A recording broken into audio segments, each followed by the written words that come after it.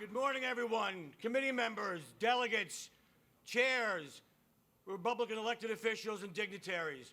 Welcome to Long Island, and welcome to the beginning of taking back New York with a new governor, Lee Zeldin.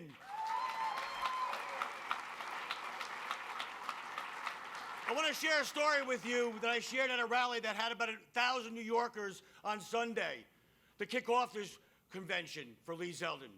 On Friday, the great supervisor, my partner in Brookhaven, Ed Romaine, we gathered a number of entrepreneurs, small business leaders, a lot of law enforcement and first responders and labor leaders.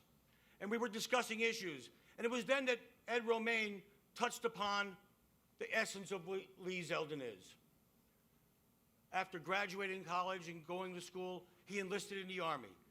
And as the supervisor Romaine said, he ran to the sound of guns.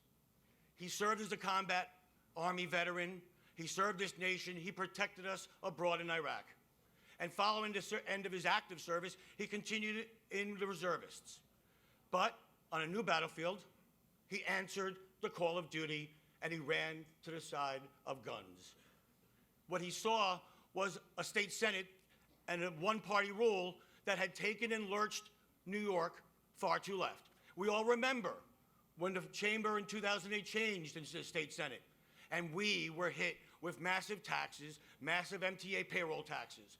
Lee Zeldin stood up, and what he did is what he's always done. He went into that battle, and what he did was take on a legacy Democrat family that had represented the South Shore of Long Island back till 1972.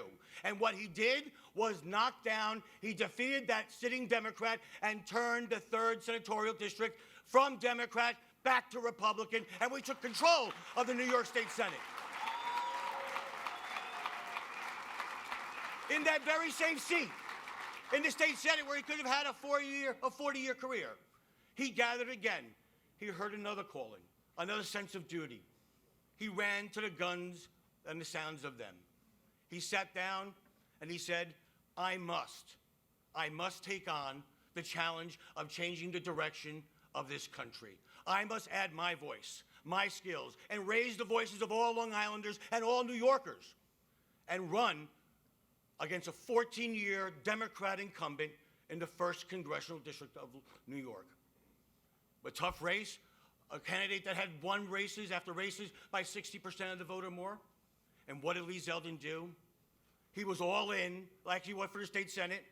He took on that incumbent, and again, he flipped a Democratic seat from Democrat blue to Republican red. With him, he brought the House of Representatives with him. As our great county executive from Nassau County said, Lee Zeldin could have had a long and illustrious career in Congress, a leadership position, a safe seat. But then again, he heard the sounds of guns. He heard the sounds of tyranny. He saw again what one-party Democratic rule was doing here in the state of New York, his home. And what did he do? He came to us almost a year ago, less than a year ago, and threw his name in to be the next governor of the state of New York. Ladies and gentlemen, if you want to defeat a Democrat, if you want to change New York from blue to red, we have to be all in with Lee Zeldin, because all he does is win, and we will all win together with Lee Zeldin and Allison Esposito as the next governor and lieutenant governor of the state of New York.